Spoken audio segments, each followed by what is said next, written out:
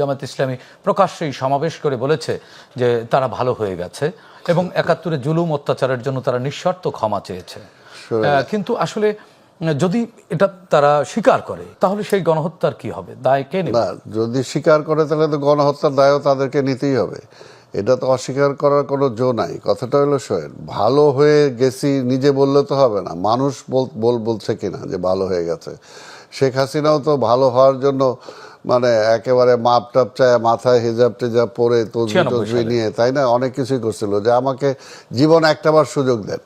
তো একটাবার সুযোগ নিয়ে সে কি হয়ে গেল, স্বৈরাচার হয়ে গেল, 24 উপহার দিল, তাই না, 24 উপহার দিল। তো কাজেই ওরাও যে কারণ সব কিছুই ধরেন, আপনার একটা অতীত আছে, আমার একটা অতীত আছে, আমি যে দল করি সেই দলের একটা অতীত আছে, আজকে আওয়ামী লীগের একটা অতীত আছে, জামাতের একটা অতীত আছে। অতীত দিয়েই কিন্তু তাকে চেনা যায়, ভবিষ্যতে হ্যাঁ, অতীত দিয়েই তাকে চেনা যায় যে অতীতে আপনি কি করছেন। এই জায়গায় এই জন্য বলবো যে আজকে অতীতে বিএনপির স্বাধীনতার ঘোষক শহীদ রাষ্ট্রপতি জিয়া রহমান কি করেছে সেটা দিয়ে কিন্তু এখনো বিএনপি গ্লোরিয়াস। ইতিহাস থেকে আমরা বলি শিক্ষা নেওয়ার জন্য, কিন্তু আসলে আমরা কেউ শিক্ষা গ্রহণ করি না।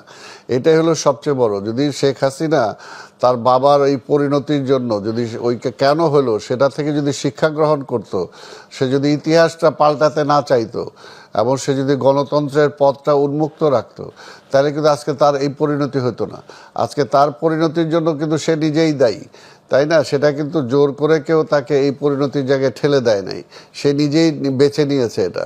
এবং বাংলাদেশে যেটা কোনো সম্ভব না, আমরা কিন্তু বারবার এটা তাকে বোঝানোর জন্য চেষ্টা করেছি, বাংলাদেশে মানুষ এটা কখনো গ্রহণ করে না, কিন্তু তার বাবাকেই গ্রহণ করে না বলছেন আপনারা, মুক্তিযোদ্ধারা এখনো বেঁচে আছেন অনেকেই, আপনারা বলছেন গ্রহণ করে না, কিন্তু এক ধরনের মুক্তিযুদ্ধকে একটু হিউমিলিট করা, একটু নিচে নামানো এবং বর্তমান সমসাময়িক রাজনীতি যদি দেখেন, সমসাময়িক রাজনীতিতে ৭১ কিন্তু চরম প্রাসঙ্গিক হয়ে এসেছে এবং দুটি পক্ষ দুই ভাগে বিভক্ত।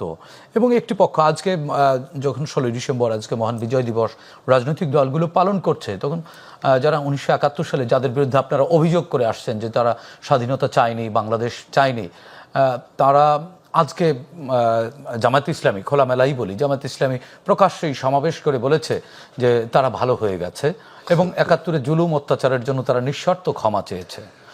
কিন্তু আসলে যদি এটা তারা স্বীকার করে তাহলে সেই গণহত্যার কি হবে, দায় কে নেবে? না, যদি স্বীকার করে তাহলে তো গণহত্যার দায়ও তাদেরকে নিতেই হবে। এটা তো অস্বীকার করার কোনো জো নাই। কথাটা হলো শোয়েন, ভালো হয়ে গেছি নিজে বললে তো হবে না, মানুষ বলছে কিনা যে ভালো হয়ে গেছে।